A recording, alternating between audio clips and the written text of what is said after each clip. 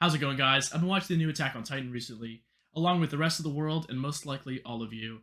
And I've realized something: the Titans really aren't intimidating anymore. Starting off, if you didn't know that the first three seasons of Attack on Titan were animated by Wit Animation, which is a Japanese animation studio who previously has worked on Pokemon and other large franchises and continues to work on animations to this day. For the two-part fourth and final season of Attack on Titan, airing right now when this video is in production, Studio Mappa, the guys that make Jujutsu Kaisen, a series that came out last year and is further going to have more seasons, took on the show. And of course, there is a definite style change. There's different animators, different artists, and different people working on the project. You'll notice with the clips I'm showing you that there's a very noticeable difference between the Titans of the first three seasons and the newest, and that's the 3D models. I won't drag on about why, as people more talented than I have covered this topic, and it seems to really conclude that it's just easier to animate and they had major time constraints to produce a show. In my own experience with animating, 100% detailed 3D models are so much easier to work with than doing 2D animation and redrawing your item or character every time you want to change, like move his arm or twitch his eyebrow. And like the 3D models aren't even the main issue with the new season's animation because problems aside, the 3D models don't even look that bad.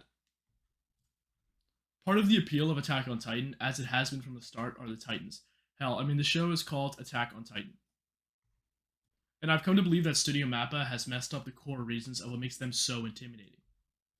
When you watch the first seasons of Attack on Titan, and the Titans appear and slowly walk around like somebody's drunk uncle, they appear like they invoke an uneasy, unpredictable feeling when you watch them on the screen. Even especially when some Titans, like the Abnormals, will sporadically attack the cast and run around the screen, and it really promotes this uncanny valley effect, similar to a lot of other big popular series do. The Titans feel human, like they're almost too human, and you'll later know that this ties very well into the plot, as it would turn out that these Walmart customer looking Titans were once people. This doesn't just end with the mindless Titans. Aaron's Titan also has the same effect. It promotes that strange, almost human look, yet when you look into his eyes and his movements, you can tell there's a person deep inside of him, with emotions and thoughts. This works greatly to show his emotion and tell the story, like when he's angry and ready to fight, or when he's thinking about what his next move might be, or when he's listening to Hanji on his shoulder, or etc. And compare this to his season 4 look. He's just skeletal. He looks like he's trying to be hard to be cool and edgy and to be a big scary monster. He looks closer to the Wendigo than the Titan we had seen in the last 3 seasons. Another great example is the Beast Titan. The first few scenes we have the Beast Titan is this mysterious character that seems to be like well versed in like the lore and knowledge, yet having this like eerie and like lurking personality. One of the first seasons we see of him is all of the characters on top of a castle, and they see the Beast Titan in the distance, and they're kind of poking fun at how he looks because he's just a big monkey. But he has this like weird way that he moves, and he does this. He throws his arms around very strangely, and it's weirdly intimidating. And when everyone saw this, we all freaked out when we saw this because it was just such a shocking thing to view. And you see, it was like, well, cool, who's this Titan? And he's creepy looking, and he was totally unique to the show. And then we had the scene where he spoke. We've never had a Titan that spoke, Titan Shifter at least, as a Titan that had spoken until this scene. And with a looming shot of the Titan hovering over a scout as he smiles into the guy, letting him be eaten alive by a Titan right after. Like just the Beast Titan sitting there smiling at this dude right as he's about to die, the little guy.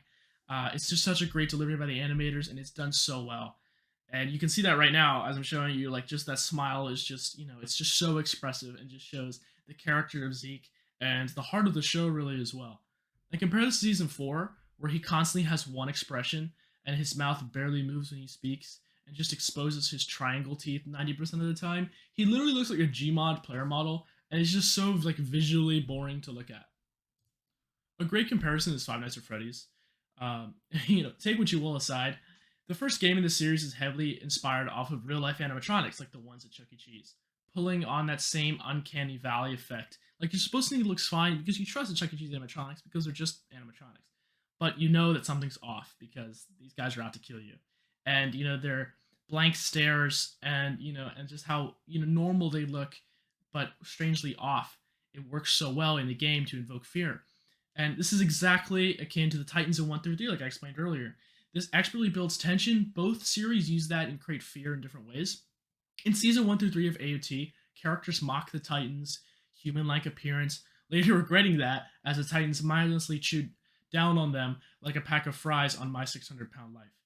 The screams of terror and agony as other characters stand in shock as their friends are eaten alive by someone who resembles the neighborhood redneck is excellently crafted and puts fear and shock into the viewer.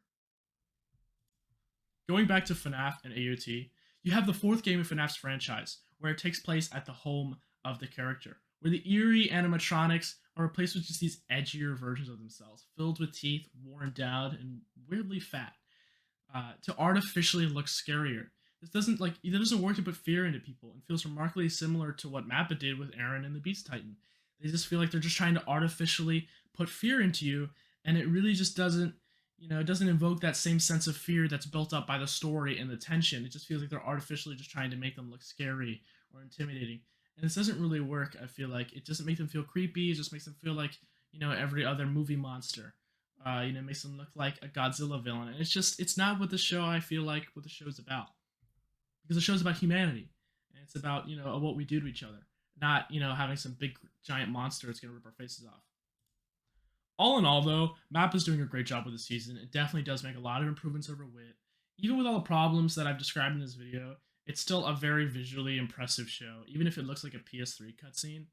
Though, like, even if the animation was perfect, it won't save the show from the horrible ending that's about to come out. But that's a discussion for another time. Who knows? If you guys like this video, I'll probably do one on the ending. Stay safe, everybody. And let me know what you think below. See you guys.